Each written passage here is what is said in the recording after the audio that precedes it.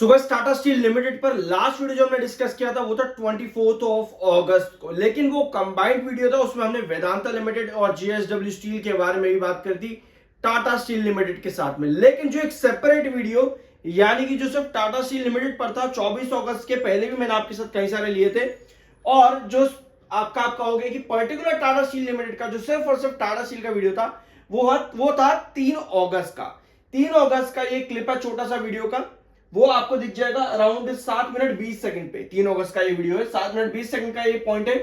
यहां आपको 3 ट्रेंड नजर आ रहे हैं। ये है 154, ये आपका है 159 और ये आपका है 166।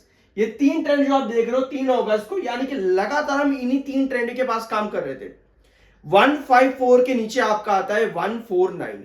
ये टोटल जितने भी लेवल्स आपके पास है टाटा स्टील लिमिटेड के अंदर काफी इंपॉर्टेंट रहे हैं साल 2024 में भी और साल 2025 के अंदर भी, चाहे वो 128 रुपए से 166 आना हो या फिर 149 से 159 की रेंज रही हो कंसोलिडेशन में।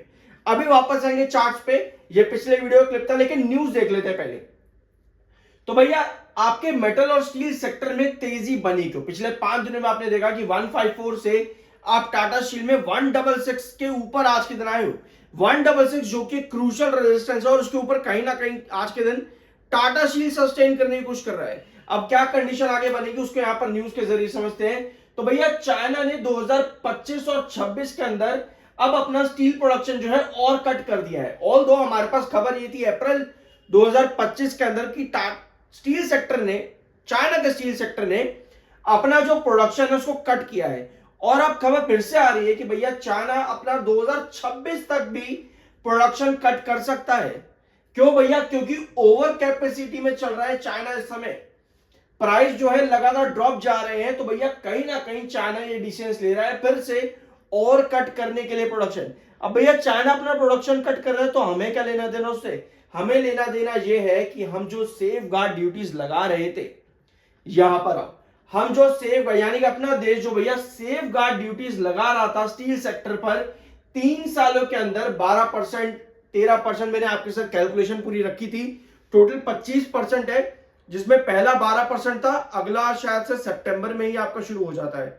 चेकआउट करना पिछला वीडियो, उसमें मैंने आपके साथ सब चीजें डिस्कस कर दी थी कि 3 साल का जो ये पूरा सेफ गार्ड ड्यूटी है वो किस तरह से इंप्लीमेंट होने वाला है। टोटल 3 ट्रांजेक्शन आप कह सकते हो उसको, ट्रांजेक्शन टर्म वैसे यूज नहीं करना चाहिए सेफ गार्ड ड्यूटी के अंदर, बट फिर भी टोटल 3 फेजेस कह लेते हैं। टोटल 3 फेजेस में ये टोटल 25% जो आपका है ये सेफ गार्ड ड्यूटी वो इंपोज किया जाएगा। ठीक है, तो पहला आपका 12% था, अगले 2 इंपोजिशन जितने भी हैं वो मैंने आपके साथ पिछले वीडियो में डिस्कस किए थे, प्लीज जरूर देखना है, बहुत इंपॉर्टेंट है।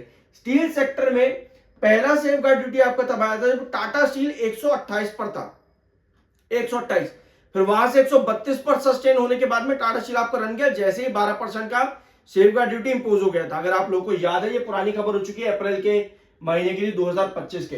तो ये इंपोजिशन भी एक इंपॉर्टेंट स्टेप है। अब इस इंपोजिशन से आपका साउथ ईस्ट एशिया से जितना भी स्टील जो है आपका इंपोर्ट किया जा रहा था या फिर वहां से एक्सपोर्ट किया जा रहा था इंडिया में चीप स्टील, उसकी वजह से इंडिया के अपने स्टील की जो प्रोडक्शन थी वो कम हो रही थी और अपने स्टील की प्रोडक्शन जो ऑलरेडी कम थी उसकी कंजम्पशन भी कम हो रही थी।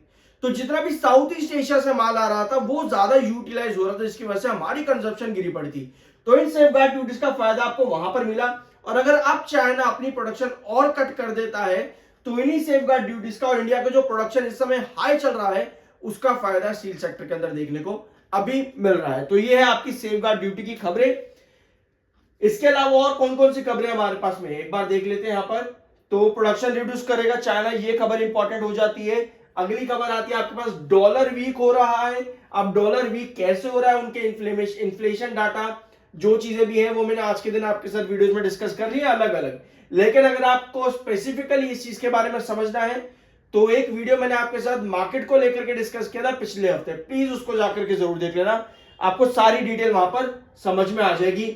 हमारा देश का जीडीपी Q1 का डाटा जो है वहां पर भी ग्रोथ देखने को मिला 7.8%, अप्रैल से जून क्वार्टर का डाटा 7.8% का ग्रोथ वहां भी देखने को मिला। तो ये भी एक रीजन है कि क्यों आपका मेटल सेक्टर अच्छा रिकवर हो रहा है इस समय। और कोई रीजन? यस, जीएसटी मीटिंग, जहां पर आपको जीएसटी कट्स देखने को मिले काफी प्रोडक्ट्स पे, कह सकते हो वहां पर भी कट देखने को मिले, तो ये भी एक रीजन आप कह सकते हो कि क्यों हमको मेटल सेक्टर में तेजी देखने को मिल रही है। अब आते हैं क्वार्टर 2 पे। भैया क्वार्टर 2 की क्या पॉसिबिलिटी है? अगर आपको प्री एनालिसिस चाहिए टाटा स्टील लिमिटेड के क्वार्टर 2 का, यानी सितंबर में कंपनी की क्या चीजें आपको देखने को मिल सकती है? ओपीएम परसेंटेज, यह सबसे इंपॉर्टेंट रहता है ओपीएम परसेंटेज कि पास्ट नंबर्स कंपनी किस तरह से रहे सितंबर क्वार्टर के 2022, 23, 24 के अंदर, और अब कंपनी क्या दे सकती है, इस चीज का प्री एनालिसिस अगर आपको चाहिए तो कमेंट बॉक्स में Q2 जरूर मेंशन करना। बहुत जल्द मैं आपके साथ इसका प्री एनालिसिस ले आऊंगा। अब आते हैं आपके चार्ट्स पे। तो भैया चार्ट की कहानी क्या है? जो आपने शुरुआत के क्लिप पे देखा 3 अगस्त का वीडियो आपको दिख रहा है अभी भी 154, यहां पर हमने कहीं डिस्कस किया था 3 अगस्त, यहां पर कहीं डिस्कस किया था, तो वहां से आप यहां पर आए 154 पे, एक रिवर्सल बना 159 पर आप रिस्ट्रिक्ट हो गए। यहां पे 159 जो कि इसका मिड रेजिस्टेंस आता है 166 से पहले, फिर आप वापस 154 पे आए।